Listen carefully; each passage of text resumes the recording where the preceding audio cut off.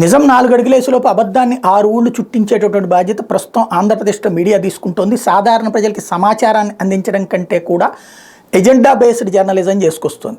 సాక్షి YSR Congress party కోసం పనిచేస్తే డైరెక్ట్గా రాజశేఖర రెడ్డి బొమ్మ పెట్టుకుంటుంది. ఈనాడు జ్యోతినేమో చంద్రబాబు కోసం పెట్టుకుంటుంది పనిచేస్తే, కానీ గుండెల్లో పెట్టుకుని మరీ పనిచేస్తే తప్పించి బయటికి చెప్పవు. ఇప్పుడు తాజాగా చూస్తే విడుదల రజనీకి సంబంధించి ఒక పాయింట్ మెన్షన్ చేసుకొచ్చారు. అలా ఫోన్ కాల్స్ మెసేజ్లు వస్తున్నాయి ఎట్లా అని. మరి చంద్రబాబు గారి పేరు మీద వస్తున్నాయి, డైరెక్ట్గా ఫోన్ కాల్సే వస్తున్నాయి డైరెక్ట్గా. మనందరి ఫోన్స్ వాళ్ళ దగ్గరికి ఎట్లా వెళ్ళినాయి? మరి కళ్ళు వెనక మూసుకుపోయి ఉన్నాయి రామోజీరావు గారికి. అట్లాగే అభ్యర్థుల పేర్ల మీద వస్తున్నాయి, ప్రతి ఒక్కళ్ళ పేర్ల మీదనా కూడా. మన ఏరియాలో మనం ఏ ఏరియాలో ఉంటే ఆ ఏరియా అభ్యర్థి పేరునే వస్తున్నాయి.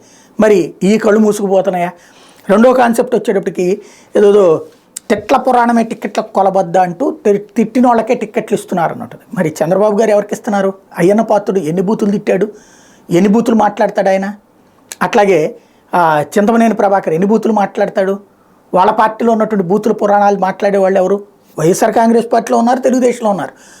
బూతు ఎవడు మాట్లాడినా అది బూతే అని కాకుండా వైసీపీ వాళ్ళు బూతు మాట్లాడితే అది ఖచ్చితంగా బూతే, అదే తెలుగుదేశం వాళ్ళు మాట్లాడితే అది నీతి అవుతుంది అని రాసుకొచ్చినంత వరకు రామోజీ గారి కళ్ళు కనబడలేదని జనం ఫీల్ అవుతారు.